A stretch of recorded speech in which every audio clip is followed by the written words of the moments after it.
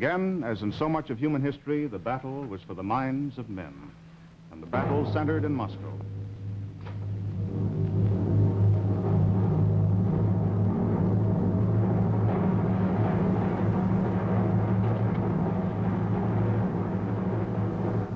This is the last month of 1949. You've just seen Chu Enlai of China, Red China, sign a 30-year pact with Russia, Tuschinski. There's Chu Enlai, a familiar face.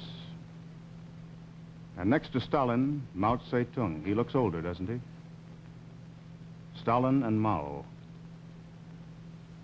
And the stakes are all Asia. The war in Korea is just over 6 months away, and the mood of the Kremlin is Napoleonic.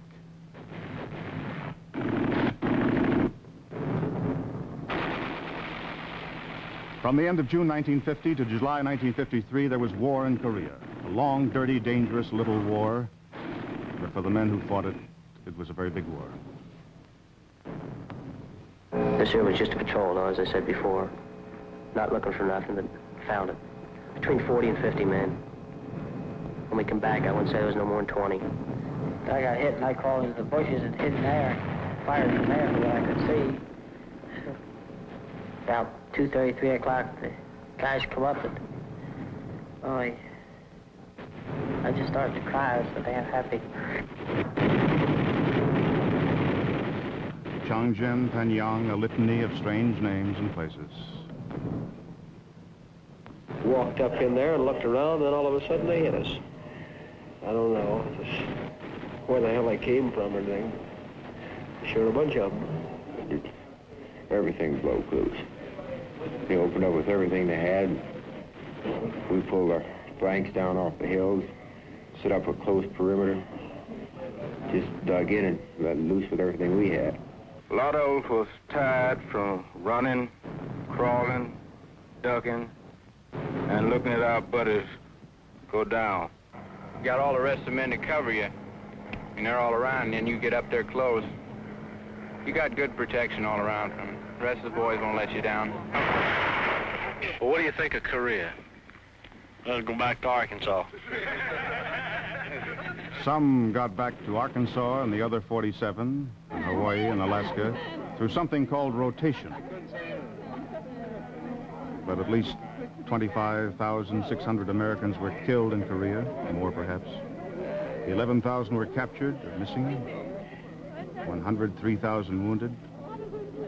But there was rotation. Happy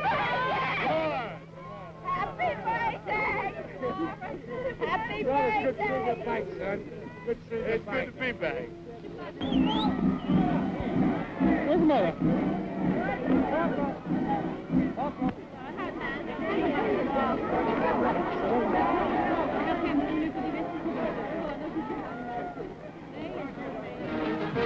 And there was a very distinguished rotation. A president and a general differed, and the supreme commander came home. General MacArthur, back for the first time in years, a tumultuous welcome.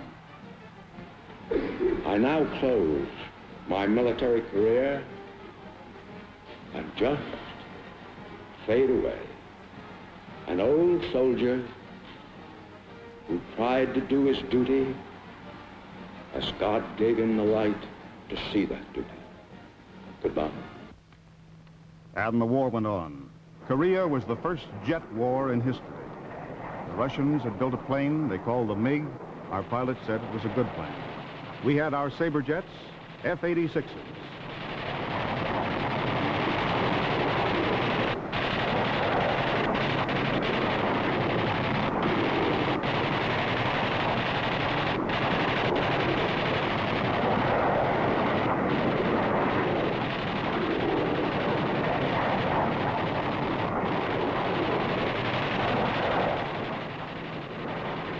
And the final combat score.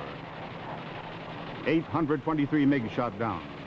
58 American Sabre jets lost in combat. With these 8 years, 45 to 53, we began this jet age. Man became supersonic. He raced through sound. Records fell. Some said a speed of 1,300 miles an hour was achieved. In Britain, pilot John Derry, one of the first to break the sonic barrier. I wondered if you could tell us, is there any feeling when you go through the so-called barrier of the speed of sound? No, there's no physical sensation at all. You can only tell your speed from the instruments. 24 hours later, John Derry was killed in the jet accident.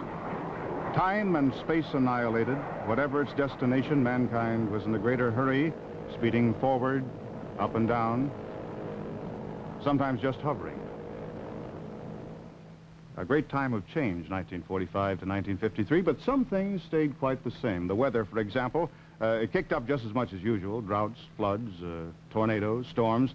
Clint Ewell has a few samples.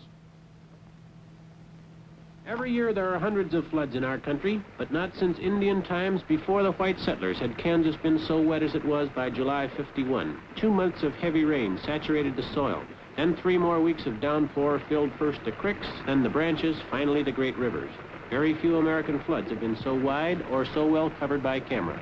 And Clint, despite hell and high water, the American character was still indomitable. Are you going to stay in your store throughout the rest of the flood? Well, we have raised our merchandise up to within where we can take 12 or 15 inches without raising it any higher. And we plan on staying.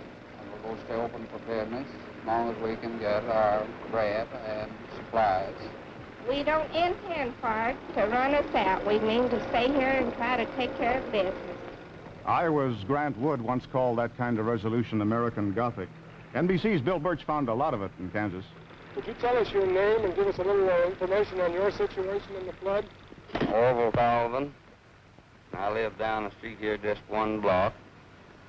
And the water's up under my arms in my house now. And from the looks of things, at the end of this crest, well, it'll get the biggest part of my furniture. December 1948 was the time when a couple of million New Yorkers began to think they were living in tough country. They got 16 inches of snow in a couple of days. I don't know, out west we'd hardly put on chains for a flurry like that. And up around Lake Superior, they just dig tunnels through the stuff and keep moving. But for New York, it was quite a snow.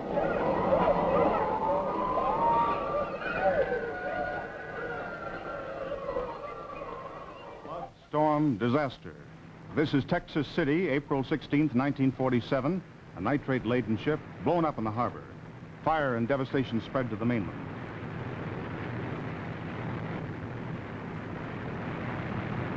.512 persons lost their lives in Texas City.